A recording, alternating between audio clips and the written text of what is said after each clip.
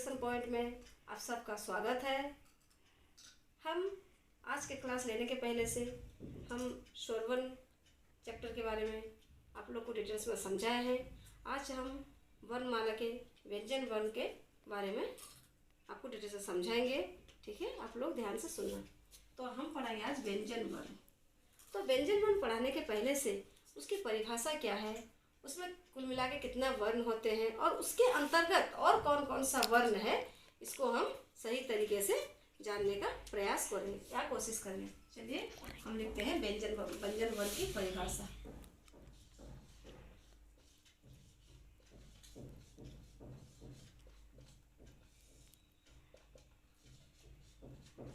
वर्ण, जो वर्ण दूसरे वर्ण की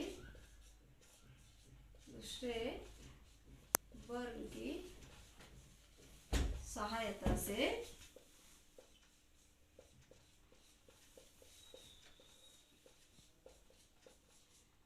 उच्चारित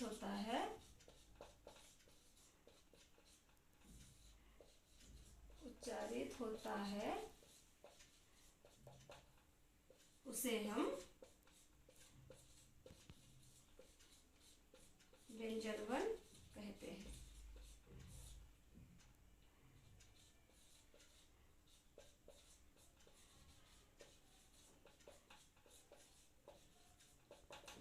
तो चलो हम आपको परिभाषा समझाते हैं, मतलब डेफिनेशन क्या लिखा है। जो वर्ण दूसरे वर्ण के सहायता से उच्चारित होता है उसे हम व्यंजन वर्ण कहते हैं।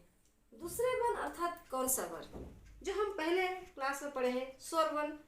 स्वर वर्ण का सहायता व्यंजन वर्ण लेता है। तो कैसे लेता है ये हम व्यंजन वर्ण के वर्ण लिखकर समझाते हैं।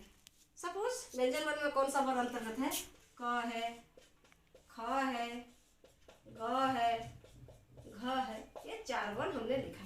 तो क ख ग घ ये चार वर्ण को तुम अपने आप में उच्चारण करके भी देख सकते हो। जब हम क उच्चारण करते हैं तो हमारा लास्ट वर्ण क्या आता है, अ आता है। क ख ग घ।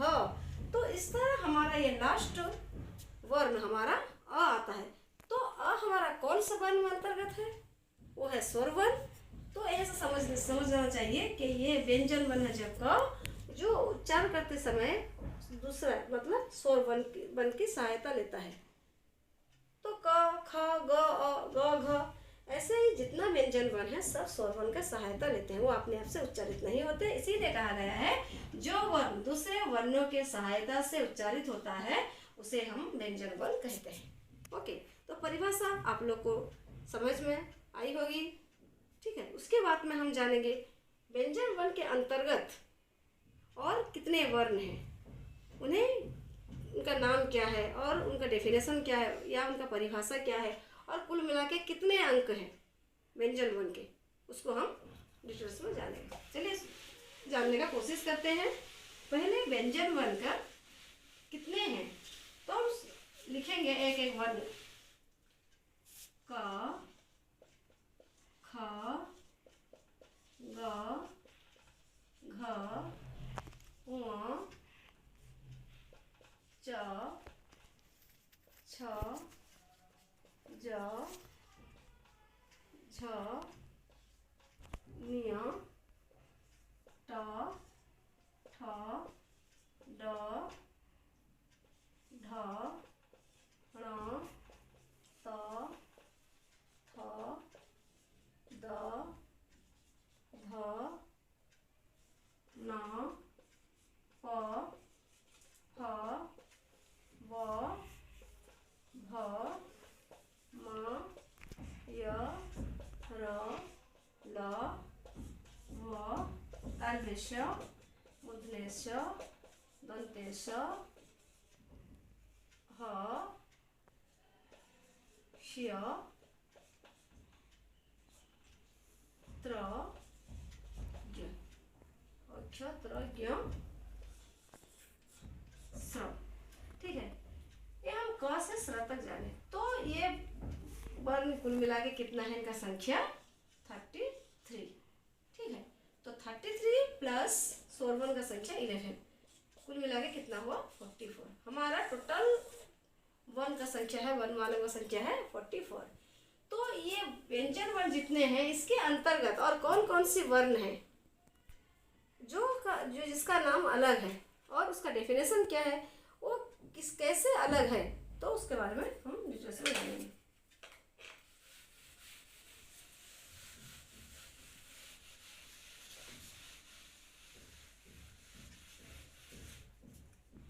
ठीक है, व्यंजन वर्ण के अंतर्गत हम एक वर्ण लेते हैं, उसमें 3 वर्ण है। पहला है ऊष्म व्यंजन,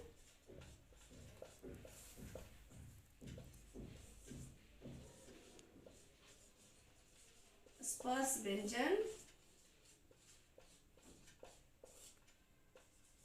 तीसरा है संयुक्त व्यंजन।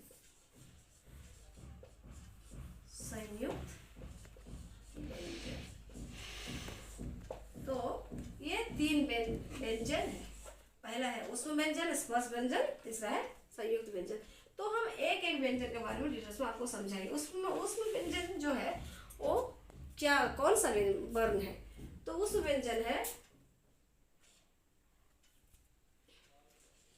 तल्वेश, मूर्धन्य स, दंत्य स, ह। ये हमारा 4 वर्ण है, ये ऊष्म है। इसका नाम ऊष्म क्यों रखा गया है ना, ये जब हम लोग बोलते हैं तल्वेश, मूर्धन्य स, ह, तो ये जब वर्ण बोलते हैं हमारा मुंह के अंदर से एक गर्म हवा निकलती है, एक वायु निकलती है। आप लोग भी उच्चारण करके देख सकते हैं, श श श ह। तो ये गर्म हवा निकलती है जिसको हम बोलते हैं उष्म, उष्म वायु। तो इसका नाम हुआ है उष्म व्यंजन। ओके, तो सेकंड में क्या है, दूसरा वाला स्पर्श व्यंजन।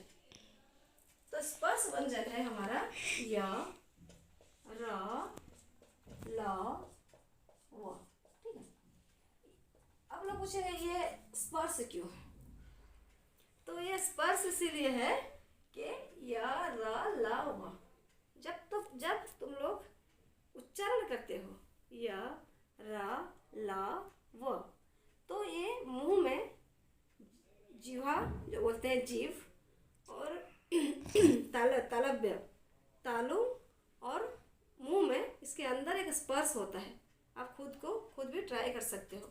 यह बोलो, ल ऊपर जीभ लगता है तालु में, ल व ओठ लगता है एक ओठ दूसरे ओठ में, तो एक दूसरे को टच करता है, स्पर्श करता है, छूता है, तो इसका नाम है स्पर्श व्यंजन। ओके, थर्ड वाला क्या है, संयुक्त व्यंजन।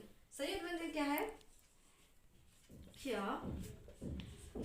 त्र, ज्ञ,